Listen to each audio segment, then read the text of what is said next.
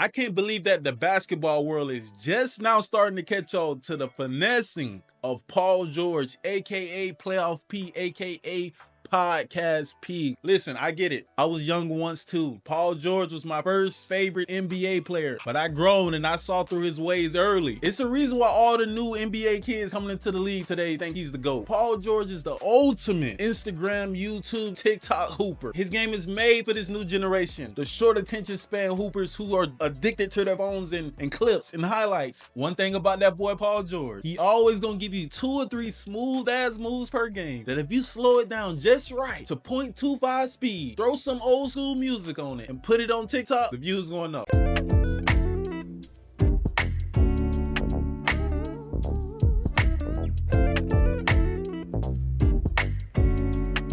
I know you guys seen the video. It's all over Twitter, all over Instagram, all over TikTok. He gonna hit somebody with a tween crossover step back 3. And that 6'9", 6'10", that shit look extra incredible, extra fire. Players his size should not be able to move like that. He's basically a guard. He's the perfect 2K build, the perfect height, the perfect speed, the perfect shot, perfect handle. And that's all this generation really care about. But Paul George's been a top 5 NBA finesser since the jump. He's up there with Kawhi Leonard, Zion, Joel Embiid, all the great NBA finessers of this time. Y'all really surprised that he's dropped more podcasts this year than points per game? He's in his natural habitat when it comes to the podcast and being in front of the mic. So he always gonna show up for work when it comes to that. Bro gets in front of that mic and he start thinking he Prime Kobe, nigga. That's how he start calling himself Playoff P. He had Melo confused and lost at that fucking press conference. He's talking about playing with Playoff P finally and just getting a chance to see him getting it going like that.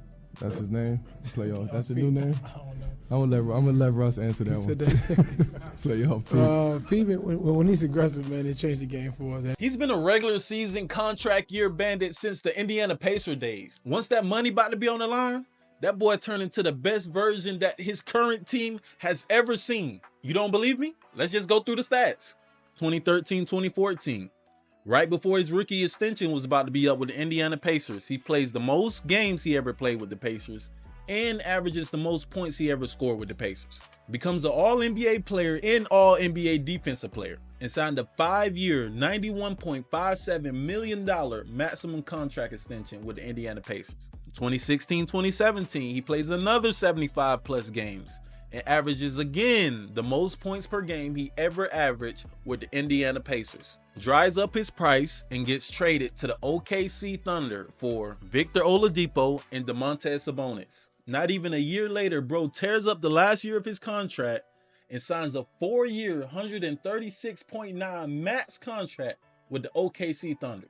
2018-2019, the last year in OKC, bro averaged the most points, rebounds, and assists of his career alongside Russell Westbrook. Is an MVP candidate, drove the price way up and got traded to the Clippers for a ransom. Shai Gilgeous-Alexander, Danilo Gallinari, 2021 first round pick, 2022 first round pick, 2023 first round pick, 2023 first round pick swap, 2024 first round pick, 2025 first round pick, 2026 first round pick. Bro was Rudy Gobert before Rudy Gobert. Like, that is a crazy haul for a player like Paul George. And again, like I keep saying, not even a year later, my boy signed another 4-year, $176 million contract extension with the Los Angeles Clippers. Just like clockwork. And then we get to last year in the contract year with the Clippers. After fighting with management all season about getting the same amount of money as Kawhi Leonard, arguing that he's just as valuable as Kawhi Leonard and more available than him. 4 straight years of not even touching 60 games, Paul George put on a masterclass contract year clinic. He plays 74 games and shoots the highest field goal percentage, 3-point percentage, and free throw percentage that he's ever shot with the Clippers, showing that he'll be the perfect complementary star to any super team trying to win a championship. A tall 6'9" wing that can basically shoot 50, 40, 90 and doesn't need the ball. Every team in the league is looking for that, especially with the Boston Celtics just winning the title with the exact same formula. Derek White, Jason Tatum, Jaylen Brown, and guess who steps in? Daryl Morey in the stupid ass Philadelphia 76ers. They bring the truckload, the Brinks truck, the whole fucking franchise into the negotiating room and give Paul George whatever he wants. Get rid of Tobias Harris and makes him the third part of the Tyrese Halliburton, Joel Embiid big three. And guess what he does to repay them? He goes from playoff P to podcast P, or comfortable P, and scores 16 points per game. His lowest points per game since his second year in the NBA. Missing games left or right, but never ever, don't you ever ask him to, miss a fucking podcast. Hey Sixers, y'all bought a lemon. It's over now, like Kanye says. Gotcha. I gotcha. Gotcha. Gotcha. So I would like to thank everyone that was involved with this negotiation. Now he's on the podcast saying he had to take pain-killing ejections that players usually take to play playoff games for the regular season. He's been doing everything that he can to be on the court, though, to try to be available. I'm told it's to the point where he has gotten injections to play and compete over the last 4 or 5 games. Now, that's something that players do come playoff time, not necessarily in the regular season. This is starting to get scary. And it would be cool if he was like this big time playoff performer that, you know, misses regular season games, but is clutch in the playoffs like a Jimmy Butler. But he's not. Playoff P turns into backboard P when it comes to the postseason. Gotten a number of second shots, though. George, way off. It's the side of the backboard. Every single percentage of his career goes down in the playoffs. Field goal percentage, free throw percentage, 3-point percentage. You know what I'm tired of seeing? Paul George treating this season as if it's somebody else's responsibility at all times. I'm here, but I'm not going to seize the moment. I'm not going to seize the team.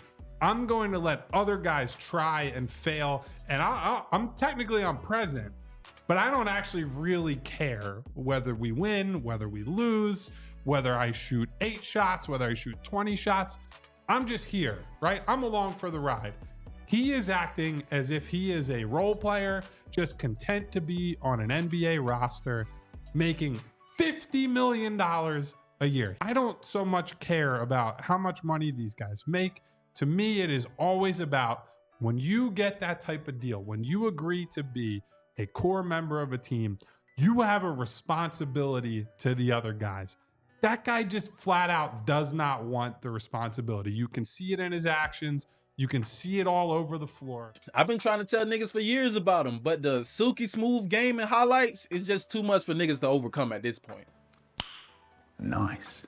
But what do you guys think? Is he a highlight tape TikTok merchant, or is he really a great player? Am I going too hard on him? Or is the truth just the truth? Write your comments down here below. Like, comment, subscribe, and I'll see you in the next one. Peace.